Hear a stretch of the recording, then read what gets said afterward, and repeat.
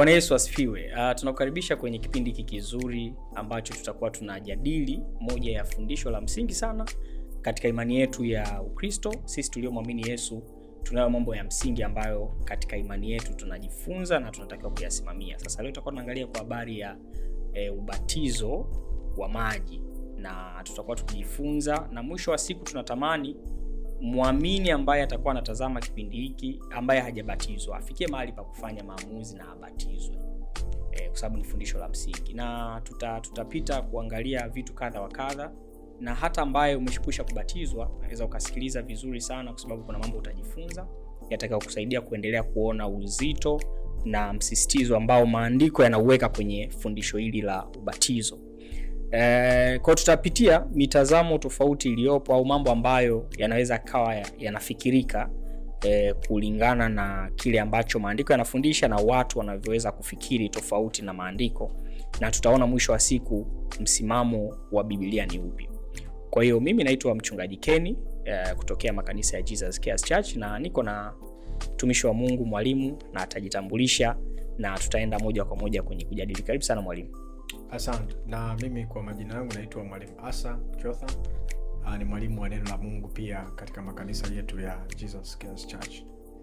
Na furahi na namshukuru Mungu kwa nafasi ambayo umetupa ya kujadili kwa habari ya jambo ambalo halijapewa uzito hasa kwenye imani yetu kwa sasa, na ambalo pia ni la muhimu sana kama tutakapokuwa tunajaribu kujadili kuangalia jinsi maandiko yanavyolizungumzia.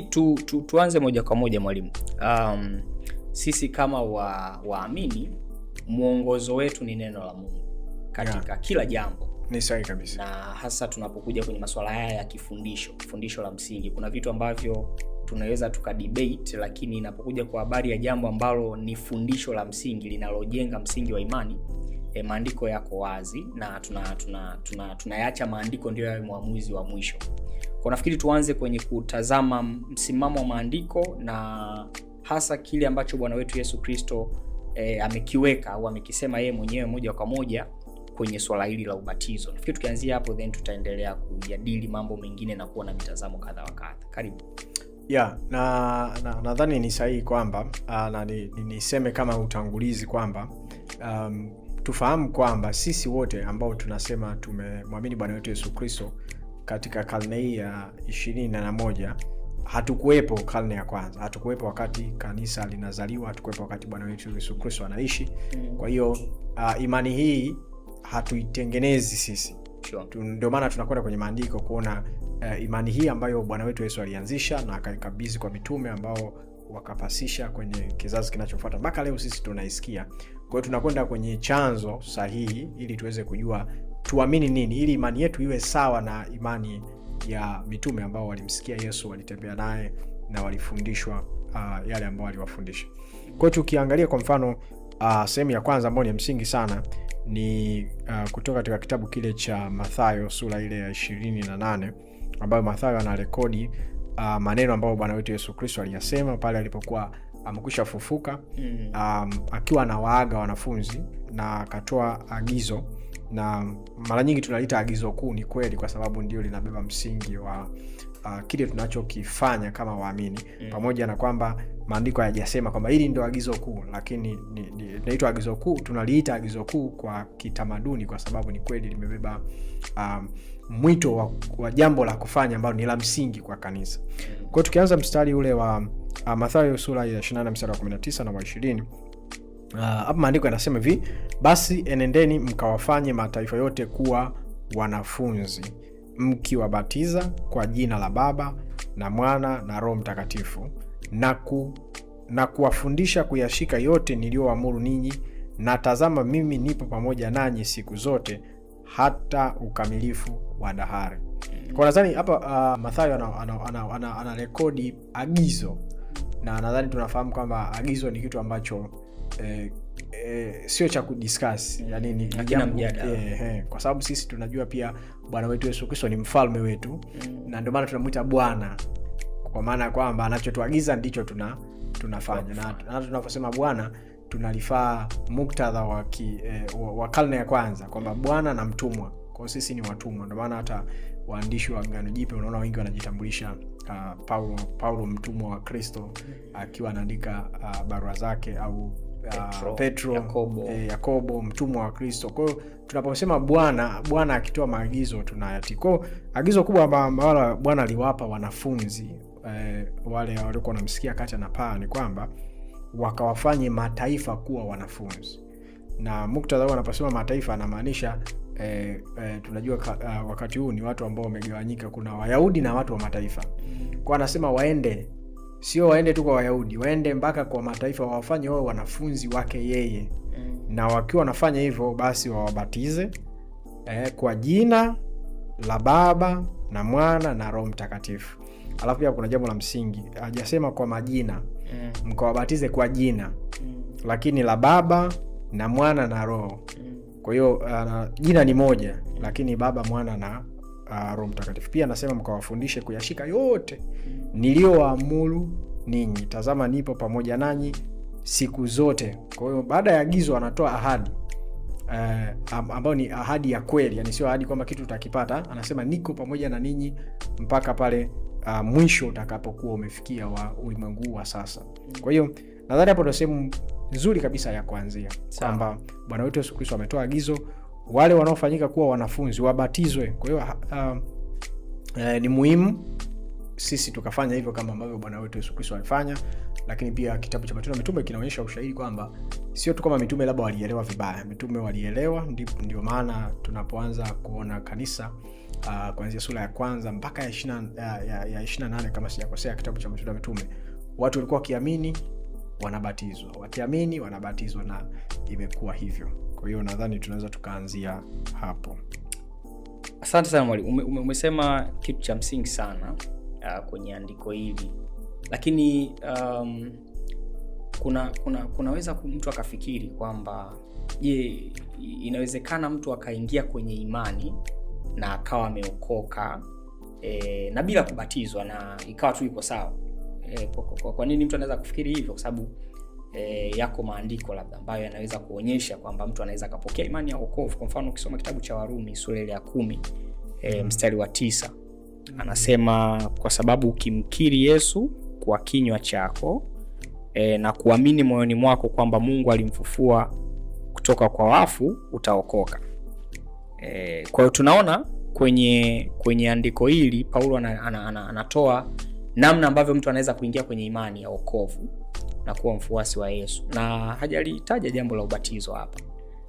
Sasa nilikuwa nafikiria, je, hapa ni kwamba maandiko yanakinzana na mtu akabaki akiamua kubaki kwenye hii kwamba okay, mimi nimeshamwamini Yesu, nimeokoka, hakuna haja ya kubatizwa? Una mtazamo gani kwenye swala hili? Nadhani ni swala msingi sana, kwa sababu cha kwanza tuliposoma Mathayo sura ya 28 mstari wa 19, wanaotakiwa kubatizwa ni wanafunzi, na wanafunzi ni wale waliokoka. Kwa hiyo anayebatizwa sio mtu yoyote yule, kwa sababu mtu kama sio mwanafunzi akibatizwa ni sawasawa tuna ameloa au ameloweshwa maji. Kwa hiyo Warumi haipingani na kila ambacho Mathayo 28 inasema. Kwa hiyo ni kweli wokovu unakuja kwa njia ya imani, mtu akiamini anapata wokovu. Ndicho ambacho Yesu anasema, mkawafanye watu kuwa wanafunzi, mataifa kuwa wanafunzi wangu. Lakini mchakato hauishii hapo. Na ndio maana anazungumzia jambo lingine kwamba wakiamini au wakifanyika kuwa wanafunzi wabatizwe.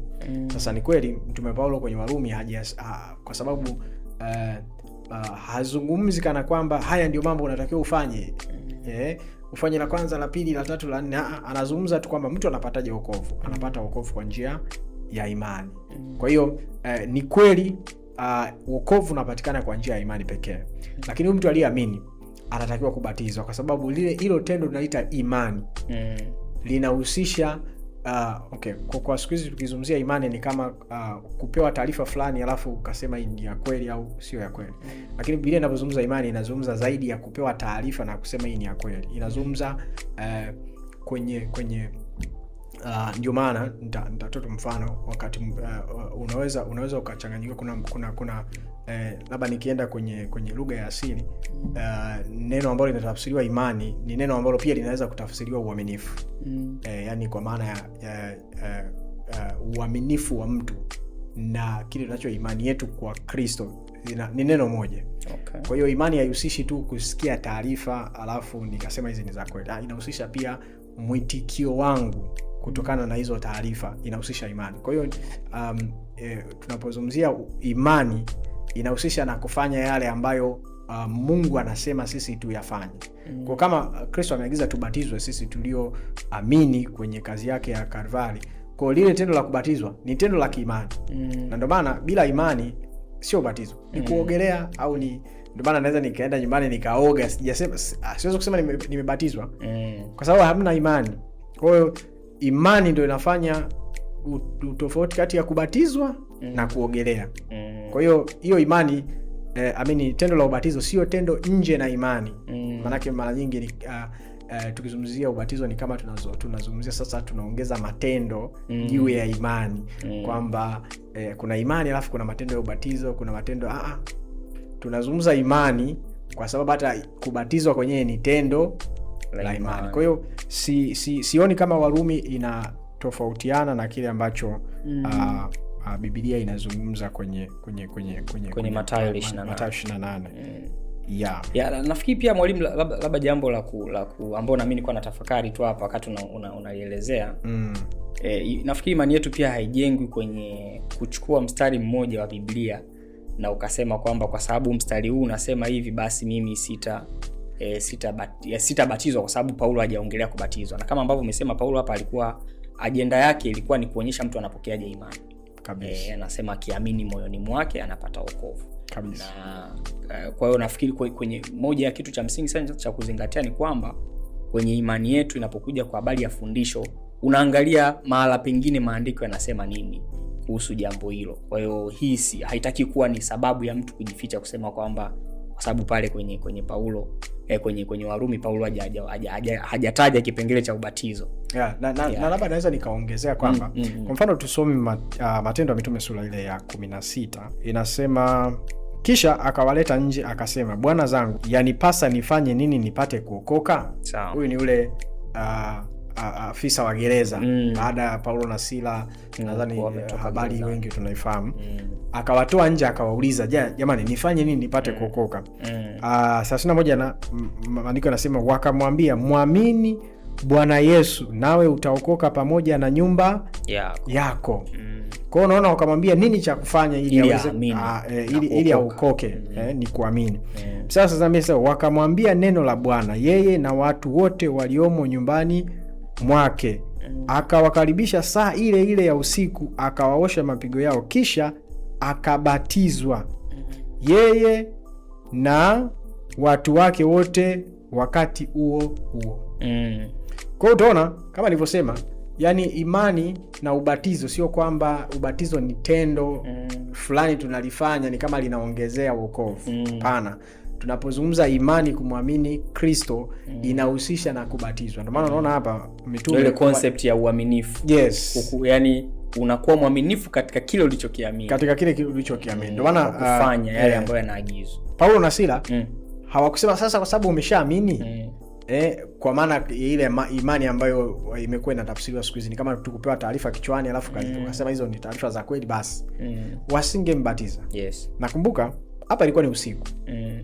Usiku wa manane. Kulikuwa kuna kila sababu ya kuweza kusema tusimbatize. Lakini huyu mtu ameamini na baada ya kuamini hapo wakambatiza. Kwa sababu gani? Tendo lenyewe la ubatizo ni tendo la imani. Yes. Kwa hiyo ni tunapozungumzia kuamini tunazungumzia na kubatizwa pia ni tendo la imani.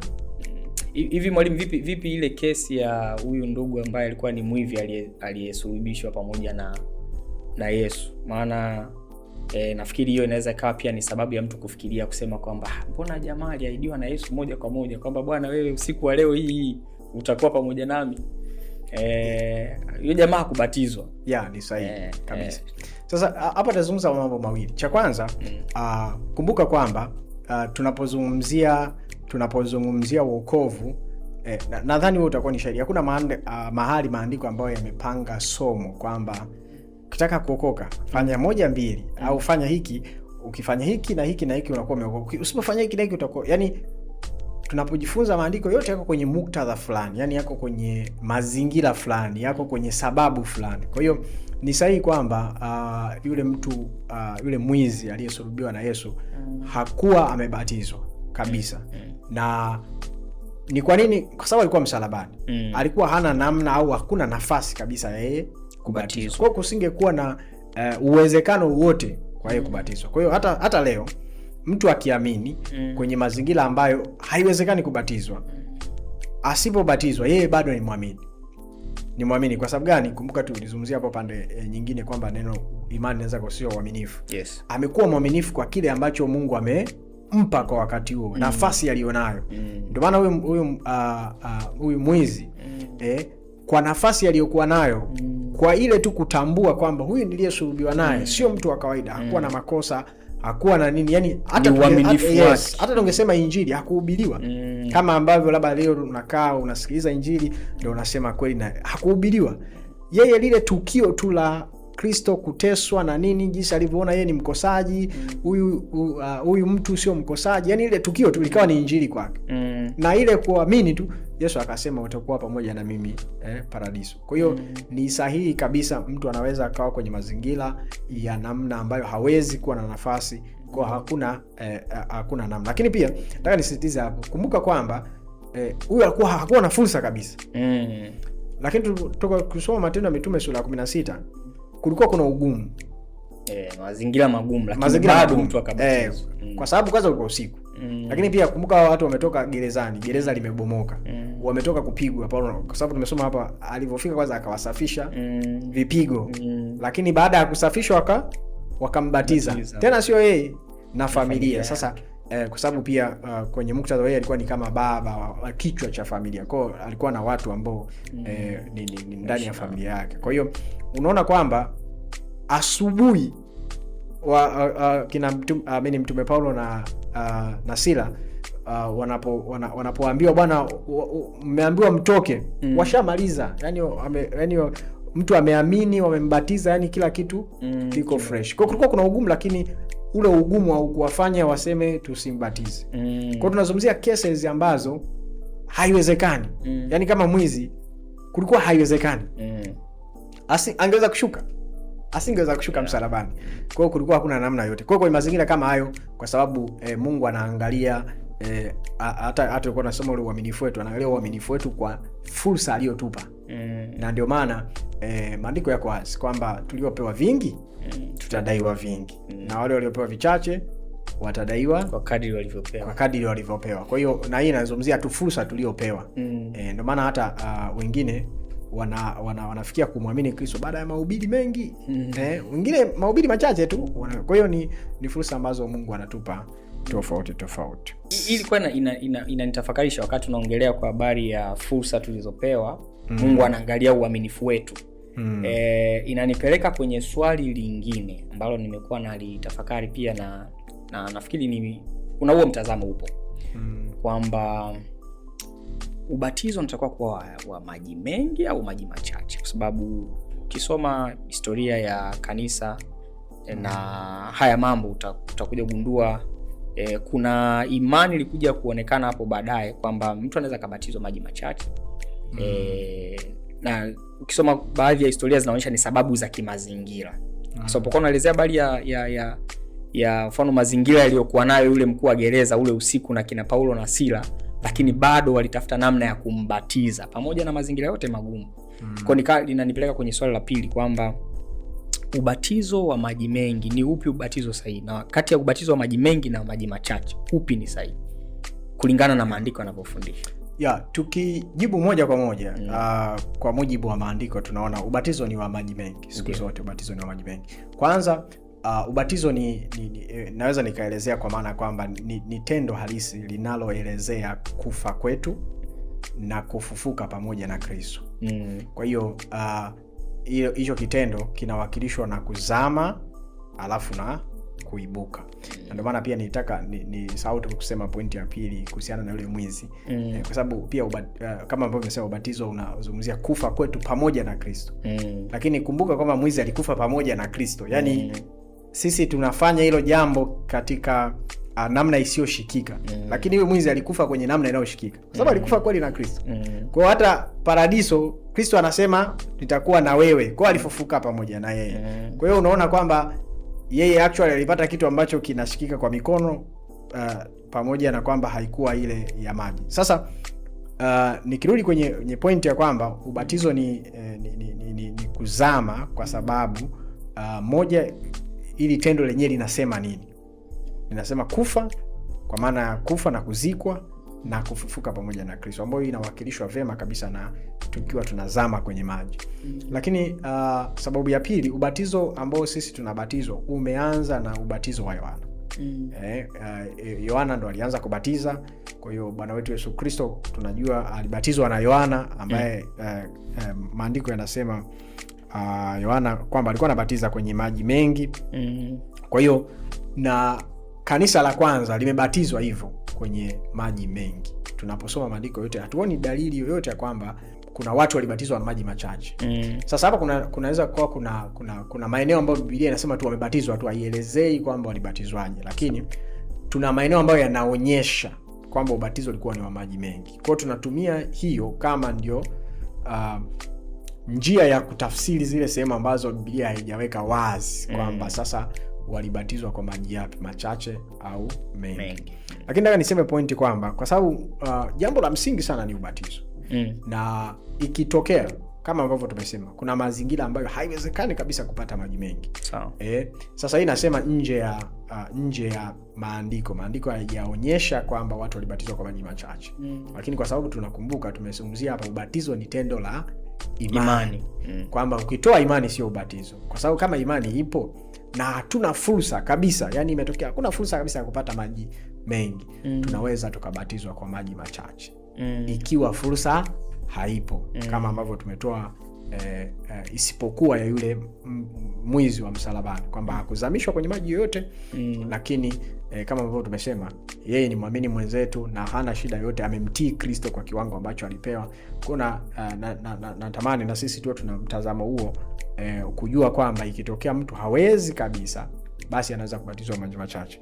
Sasa natoto mfano kwa sababu pia imewahi kutokea na kwenye karne ya pili, nadhani karne ya pili kuna maandishi ambayo yanaitwa kwenye Kiingereza yanaitwa Didache au kwenye Kiswahili ambacho naweza nikakitafsiri sio rasmi ni mafundisho ya mitume 12.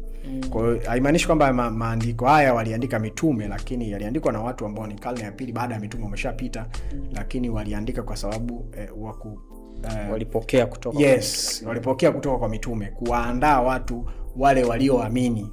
Kwa walikuwa wanawafundisha. Sasa kwenye hiyo Didache kuna mahali na nukuu maneno kwenye sura nadhani ni ya 7 inasema hivi, na nukuu maneno yake inasema hivi, na kuhusu, kwa sababu ilikuwa inatoa maelekezo mambo mengi. Kwa hiyo hapa inatoa kuhusiana na ubatizo.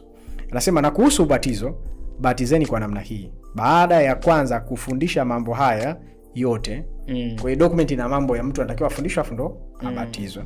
Anasema batizeni katika jina la Baba na la Mwana na la Roho Mtakatifu, na wakaweka kwenye nukuu kwamba hiyo inatoka kwenye Mathayo 28:19 ambayo tumetoka kuisoma. Lakini pia anasema mkitumia maji yaliyo hai. Sasa maji yaliyo hai maana yake ni maji yanayotiririka. Kama ambavyo nikasema ubatizo wetu sisi umeanza kwa Yohana ambaye alikuwa anabatiza kwenye mto Jordan. Lakini kama hamna maji yaliyo hai, batizeni kwa maji mengine. Hapa namaanisha maji mfu. Na maji mfu ni yale ambayo hayatiririki. Yani sio ya mto, sio ya nini, ni kama tu labda kama kisima. Yale ambayo yamekaa tu sehemu moja. Alafu anasema ikiwa hamwezi kutumia maji ya baridi, tumieni maji ya vuguvugu. Na kama hamna aina yoyote hayo, mwagieni maji mara 3 juu ya kichwa chake katika jina la Baba, la Mwana na la Roho Mtakatifu. Kwa hiyo mafundisho haya yanaonyesha kwamba fundisho la msingi ni hili. Lakini ikitokea hakuna fursa kabisa tufanye hivi. Ikitokea hakuna fursa tufanye, mpaka mwisho wa siku inasema ikitokea hakuna fursa tunamnyunyizia tu mtu maji mara 3 kichwani. Kwa hiyo inaonyesha kwamba kanisa lilikuwa linakutana na mazingira ambayo lazima lijue kutafasiri kwenye mazingira husika kwamba okay, sasa tuko kwenye mazingira haiwezekani kabisa tumzuie mtu asibatizwe. Basi tunaweza tukachukua option hii. Kwa hiyo jambo la msingi hapa kujua kwamba hizi ambazo ni njia mbadala zisifanyike kuwa ndo fundisho. Yani njia mbadala isiwe tena ndo namna yenyewe. Hapo ndio tatizo linapoanzia. Pale tunaposema sasa mimi lazima nibatizwe kwa maji machache kwa sababu ndivyo tunavyofundishwa. Lakini maandiko yanatuonyesha kwamba watu walibatizwa kwa maji mengi, lakini ikitokea tunakubaliana. Kwa hiyo kuna pande mbili. Mimi nikiwa na fursa nijue kwamba natakiwa nifuate kile ambacho maandiko yanatuonyesha. Lakini ikiwa mwenzangu amekosa kabisa fursa, yuko kwenye mazingira ambayo haiwezekani, basi nijue ubatizo aliobatizwa kwa sababu una imani ni sawa na wa kwangu. Okay. Ulipokuwa unasema mwalimu kwamba sisi tunajifunza kutokea kwenye ubatizo wa Yohana, nikafikiri ni vizuri tukasoma pia na ili andiko hapa, tukaona huu ubatizo wa Yohana ulikuwa wa maji ya kiwango gani? Yohana 3 ile sura ya 3 mstari wa 23 nasema Yohana naye alikuwa akibatiza huko Ainoni karibu na Salimu, kwa sababu huko kulikuwa na maji tele na watu wakamwendea wakabatizwa. Kwa tunaona ubatizo wa Yohana ulikuwa ni wa maji mengi.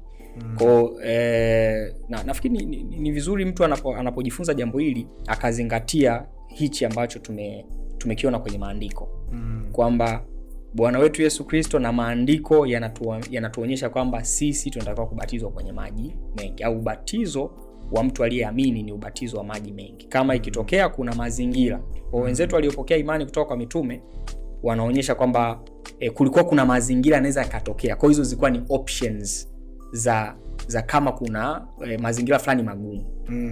Kwa nafikiri ni vizuri mtu akaichukua hiyo. Sasa changamoto nafikiri tukianza kuifanya option ya mazingira magumu kuwa ndo kawaida, hapo inakuwa ni changamoto, kwa sababu tunaendelea kubadilika, kwa sababu mazingira magumu yataendelea kutokea. Yes. Tunaweza kukuta baadaye una imani ambayo sio kabisa tunajikuta tumeenda upande mwingine kabisa. Na nafikiri mwalimu pia nilikuwa naangalia hata maana ya neno lenyewe ubatizo kwenye lugha ya Kigiriki baptizo. Yaani neno lenyewe tu kwa maana ya lugha, kwa sababu tunapojifunza maandiko nafikiri ni vizuri kuangalia lugha ya asili, kwa sababu walioandika maandiko, walioandika Biblia walikuwa wanatumia lugha kabisa. Kwa kama ambavyo leo Kiswahili tunaweza tukaongea. Kwa hiyo ile neno lenye baptizo linamaanisha zamisha kabisa. Kwa nafikiri ni vizuri tukajikita kwenye msingi wa maandiko, maana yenyewe ya neno. Kama baptizo ni kuzamisha, mtu azamishwe ndio anakuwa amebatizwa. Kama kukitokea kuna mazingira ya namna hiyo ambayo haiwezekaniki, then mtu anaweza kutumia hizo options zingine. Nitaka tu na mimi nikupe mtazamo mwingine, alafu kwa mfano mtu ameshajazwa na Roho Mtakatifu. Kuna haja tena nibatizwe kwa sababu nimepata ubatizo wa Roho. Kuna haja tena ya kusema sasa nibatizwe kwa maji kwa sababu nadhani kuna ile kwamba kuna kimvuli alafu kuna picha yenyewe. Sasa nikishabatizwa na Roho ndio nimepata, na mimi ndio nishapata kitu chenyewe, nimepata full package. Kwa nini tena nianze kurudi kwenye maji? Maji ni kama ni kitu ambacho sio halisi, na nimepokea Roho wa Baba ambaye yeye ndio mwenyewe. Na hapo mwalimu, labda kabla hujaendelea, nafikiri kuna hiyo kwamba labda ubatizo wa maji ulikuwa unaashiria ni kama kivuli cha ubatizo wa Roho. Kwa hiyo nikishabatizwa Roho sina haja ya kubatizwa kwa maji. Lakini nafikiri maandiko yanaonyesha hili jambo. Hebu uendelee. So nilikuwa nataka tusome kwa pamoja Matendo ya Mitume sura ile ya 10. Tutaanzia nadhani mstari wa 44 na 44 na 48. Matendo ya Mitume inatuonyesha mitume waliitikiaje maagizo ya Bwana wetu Yesu Kristo, walifanyaje wao. Kwa hiyo tunaiga kile ambacho wao walifanya. Kumbuka Mtume Paulo katika kitabu kile cha Waefeso anasema kanisa limejengwa juu ya msingi wa mitume na manabii. Kwa maana ya kwamba Yesu alipolianzisha kanisa aliwakabidhi wao imani yetu. Kutoka kwao kanisa wakakabidhi kizazi kinachofuata. Kwa hiyo tunaposoma mitume walichofanya, ni walikuwa wanafanya kutii maagizo ya Bwana wao Yesu Kristo. Kwa hiyo Matendo ya Mitume sura ya 10 mstari wa 44 mpaka 48. Kwanza hii ndio sehemu ya kwanza kabisa watu wa mataifa wanafikiwa na Injili. Kwa sababu hizo sura zote huko ni Wayahudi tu. Kwa sisi wengi ambao tunasikia kipindi hiki ambacho wengi ni Watanzania, ambao tunazungumza lugha ya Kiswahili wote sisi ni watu tusio Wayahudi. Wote sisi tusio Wayahudi. Kwa hiyo inatuhusu sana kwa sababu inahusiana kabisa na sisi kuwa watu wa mataifa. Mstari wa 48 anasema hivi, Petro alipokuwa akisema maneno hayo, Roho Mtakatifu akawashukia wote waliosikia lile neno. Kwa hapa Petro alienda kwa Kornelio baada ya yale maono, baadaye akaanza kuhubiri habari za Yesu. Alipohubiri Roho Mtakatifu akashuka. Kwa sababu wao watu Roho asingewashukia kama hawajaamini. Ndio.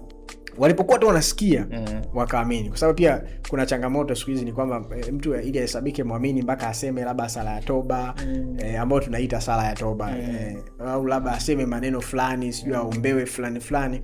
Lakini hapa tunaona walipokuwa tu Petro anasema walipoyaamini yale maneno anayosema wakapata roho. Maana kitendo la kuamini lilikuwa linaendelea ndani ya mioyo yao. Kama ambavyo Paulo amesema kwenye Warumi 10. Kwenye Warumi 10, yes. Kwa maana kwamba mtu anaamini kwa moyo ili apate wokovu. Sasa anasema na wale waliotailiwa. Ndio maana ni jambo la msingi sana kujua hapa tofauti kati ya Wayahudi na watu wa mataifa. Na wale waliotailiwa walioamini. Kwa walikuwa ni Wayahudi lakini wameamini. Wakashangaa. Watu wote waliokuja pamoja na Petro kwa sababu mataifa nao wamemwagiwa kipawa cha Roho Mtakatifu. Kitu ambacho sio cha kawaida. Yaani wao of course wana experience ya Pentecost lakini wote walikuwa ni Wayahudi. Walipewa kipawa cha Roho Mtakatifu. Sasa hawa ni watu wa mataifa. Watu nje ya Israel lakini wanapewa kipawa kile ambacho kwao ilikuwa ni mshangao. Ilikuwa ni mshangao mkubwa. Ndio maana ukisoma nadhani kama sio Petro wa pili au ya kwanza mistari ya mwanzo kabisa anasema ninyi mliopokea imani sawa na sisi. Kwa Petro ana experience kwamba ile roho niliyempokea mimi ndio hao wanapokea. Mstari wa 46 anasema kwa maana walisikia wakisema kwa lugha na kumwadhimisha Mungu. Sasa hapa hajasema kwa lugha gani lakini walisema kwa lugha mpya. Waliweza kuwatambua kwa sababu walikuwa wanajua kile kilichotokea siku ya Pentecost. Wanafunzi walipopata roho wakanena kwa lugha mpya. Kwa hiyo na hao walivyonena kwa lugha, hawa Wayahudi walioamini wakajua kwamba wamepokea roho kama sisi tuliyempokea. Ndipo Petro akajibu, ni nani awezaye kuzuia maji hawa wasibatizwe, watu waliopokea Roho Mtakatifu vile vile kama sisi? Unaona mtume Petro anachosema? Hawa wamepokea roho kama sisi. Itakuwaje wasibatizwe? Nani atazuia? Akaamuru wabatizwe kwa jina la Yesu Kristo, ndipo wakamsi azidi kukaa siku kadha wa kadha. Kwa jamaa wamejazwa roho kwanza. Roho. Kwa hiyo kwa moja mtazamo ambao upo sasa hivi walikuwa hawahitaji ubatizo. Kama ingekuwa ubatizo wa maji ni kivuli, umeshapata kitu halisi, ungekuwa hakuna maana. Lakini Petro akasema nani aliachiwa kanisa na Yesu kabisa. Kwa maana kwamba nani azuie? Na nakumbuka kwamba Petro bwana hapa alikuwa kwenye wakati mgumu sana. Na nadhani ukisoma sura ya 11 utaona alivyorudi Yerusalemu walianza kumhoji. Kwamba kwa nini umeenda kwa watu wa mataifa? Lakini ili jambo lilikuwa ni kubwa sana, ndio maana Mungu yani Mungu alimpa kwanza maono. Ili hata anapoenda kuwajibu Wayahudi wenzie awajibu kitu ambacho kinaeleweka. Kwa hiyo kama kwa hakuna haja ya ubatizo kwa sababu umepokea roho, Petro angesema kazi imeisha. Haina haja ya kubatizwa. Kwa hiyo tunaona ni kwamba aliwabatiza. Lakini pia sasa hii sio kujibu sio kuonyesha kwamba watu wanaweza wakabatizwa baada ya kupata Roho Mtakatifu. Nataka tu nionyeshe pia kwa sababu kumekuwa kuna mtazamo mwingine kana kwamba kwa sababu kuna maandiko nadhani Mtume Paulo anasema sikutumwa kubatizwa isipokuwa kuhubiri Injili. Imepelekea kuonyesha kwamba Mtume Paulo ni kwamba alikuwa habatizi watu na labda ubatizo hauna maana baada ya yeye kupata ufunuo. Maana kuna watu wanasema baada ya Paulo kupata ufunuo wa Injili kwamba wakina Petro walikuwa wana Injili, kwa hiyo mwisho wa siku yeye yani hilo swala la ubatizo likawa halipo.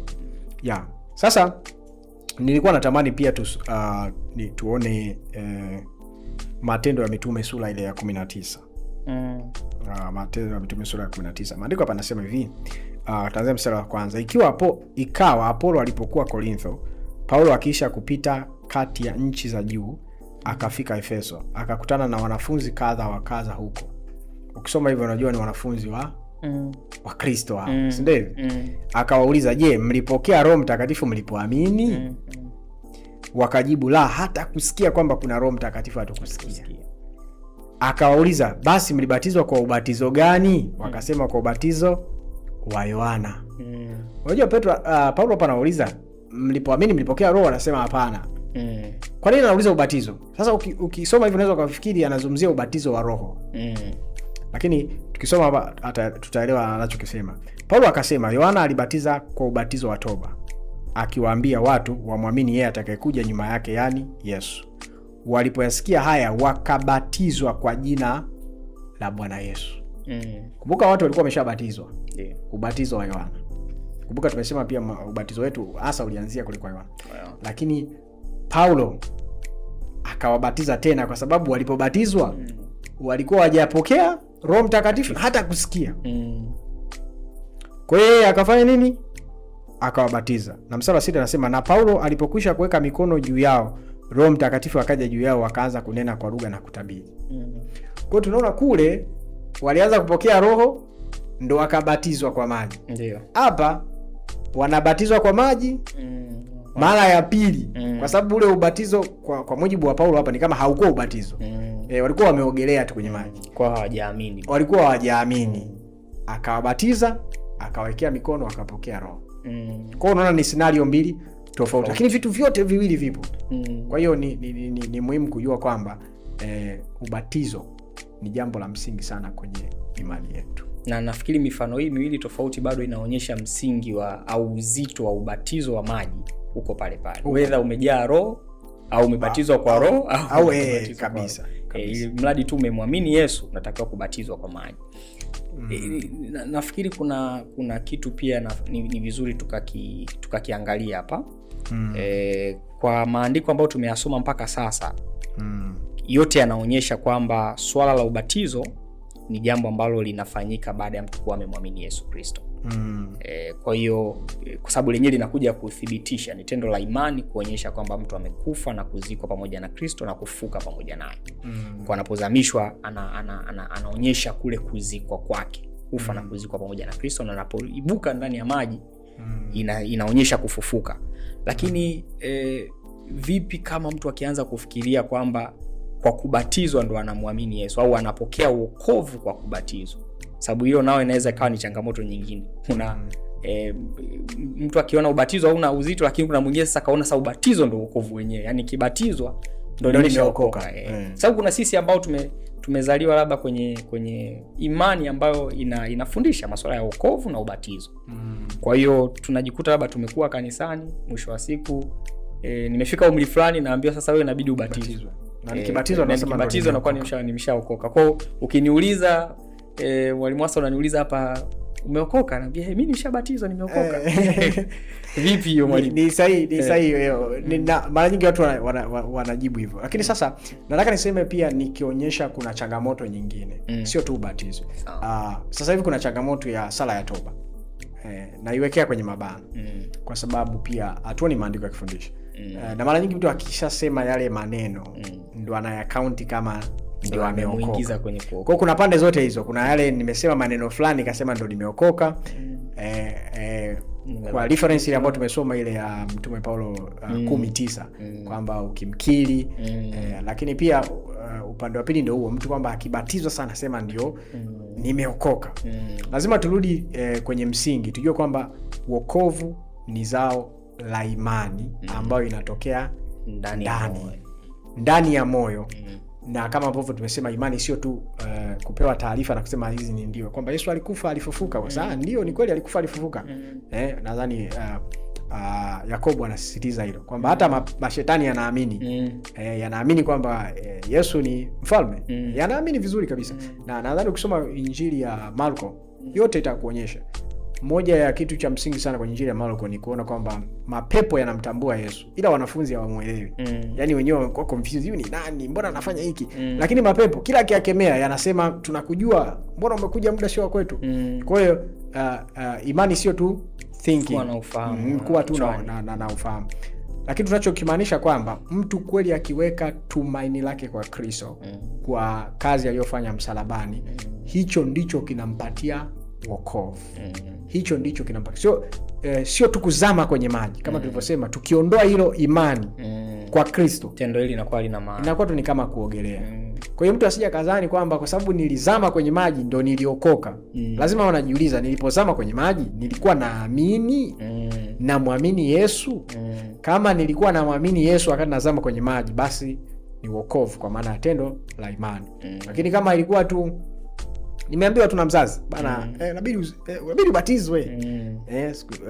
Kwenye tamaduni imefika mahali mpaka ni kama kubatizwa wanapewa na jina jingine. Kwa hiyo ni kama sherehe fulani. Sasa hiyo na yenyewe ni upande mwingine ambao sio sawa. Kama utaratibu. Na kama tu kama utaratibu tu wa kidini ambayo pia sio sahihi. Yeah. Nafikiri ndio maana hata Petro tuliosoma kwenye Matendo 10, jamaa walisema wamebatizwa ubatizo wa Yohana.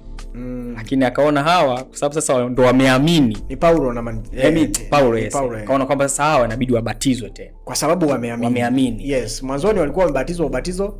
Tena waliuliza mlibatizwa ubatizo gani? Ubatizo wa Yohana. Saa nyinyi mmechelewa.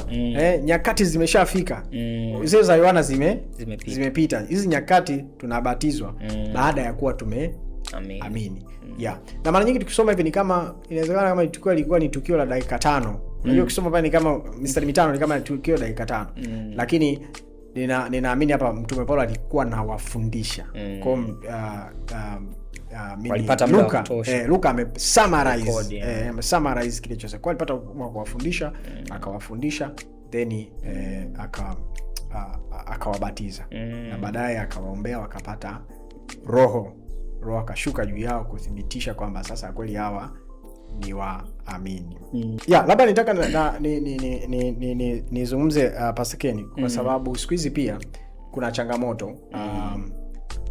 Ubatizo ni kama umekuwa replaced na sala ya toba. Yaani mtu akisema sala ya toba ni kama sasa ndo ameamini sasa.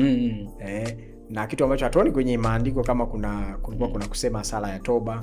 Lakini cha kushangaza tunaona kwenye maandiko ni kwamba mtu akiamini tu alikuwa anabatizwa, yani papo hapo. Labda nikupe na wewe unalizungumziaje ili ambalo unaona limekuwa kama trend kwenye Ukristo sasa hivi?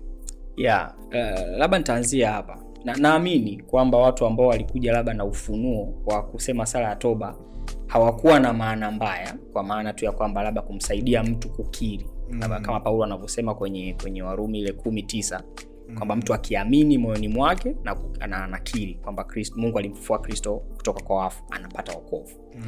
Kwa hiyo lakini msisitizo upo kwenye swala la kuamini. Kwa kukiri ni swala ambalo linakuja baada, sababu mtu anakiri kile ambacho kimetokea ndani ya moyo wake. Kwa hiyo inawezekana walioanzisha swala la kumuongoza mtu sala ya toba, kwa sababu tunaposema mtu anamwamini Yesu anaweka tumaini lake kwa kupokea msamaha wa dhambi kupitia kazi kamilifu ya msalaba. Kwa hiyo sala ya toba kimsingi inatakiwa itoke moyoni mwa mtu mwenyewe aweze kuisema. Kwa labda kwa sababu huyu mtu labda alikuwa hayuko, anaweza kukosa maneno mazuri ya kusema au akashindwa namna ya kujieleza, wakafikiria kuwa na kitu cha namna hiyo kumsaidia. Lakini sasa inapofikia kwenye level ya kuchukua nafasi ya kwamba sasa namshuhudia mtu, mwisho wa siku natakiwa nimuongoze tu maneno fulani, baada ya maneno naamini kashaokoka, na huyo mtu naye anajiamini ameokoka hata kama moyoni hasikii chochote, hajapata hatia ya kujiona yeye ni mdhambi na anahitaji msamaha kupitia Kristo Yesu, kwamba apokee kipawa cha haki, kupokea kipawa cha wokovu kupitia. Kama hilo alijatokea ndani, akisema hii sala ya toba ni kama tu maneno matupu. Kwa hiyo nafikiri huo upande haujakaa sawa. Na tukilihusianisha sasa na ubatizo kwa jinsi ambavyo wenzetu tunaona kwenye kanisa la kwanza au mitume namna ambavyo walifanya, ubatizo wa maji mengi ulikuwa unaambatana na moja kwa moja na baada ya mtu kuamini. Yaani mtu akishaamini alikuwa straight away anabatizwa kwa sababu tayari moyoni mwake amekwisha kuamini. Kwa hiyo tendo hilo la kufa, kuzikwa na kufufuka pamoja na Bwana Yesu limetokea ndani tayari. Kwa hiyo analithibitisha kwa ubatizo. Kwa hiyo ilikuwa na uzito huo. Ndio maana wenzetu waamini nafikiri wa karne ya kwanza ilikuwa usipobatizwa ni kana kwamba hivi mbona kama uthibitishi kweli kama hujaokoka bado. Umeona? Kwa hiyo nimeipata vizuri unavyoisema kwamba hii sala ya toba ni kama nataka kuja kureplace hichi, kwa sababu wenzetu walikuwa akiona mtu amebatizwa au amekubali kubatizwa, wanaonyesha shauku ya kubatizwa, na wao walimuonyesha uzito kwamba wanataka kubatizwa. Hiyo ilikuwa inathibitisha kwamba huyu mtu kweli ameamini.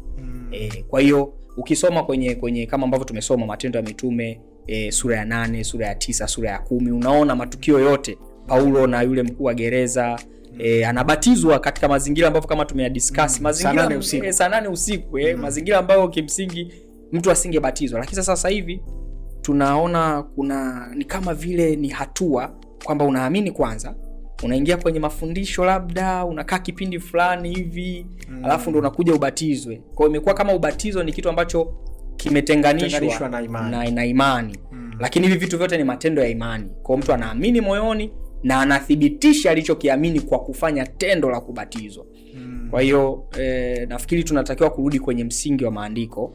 Hatuoni wenzetu kwamba walifanya fundisho, labda mtu baada ya kuamini alipitishwa kwenye mafundisho fulani ya miezi 4, miezi 5 au mwaka ndipo abatizwa. Hatuoni maandiko yana rekodi kitu cha namna hiyo.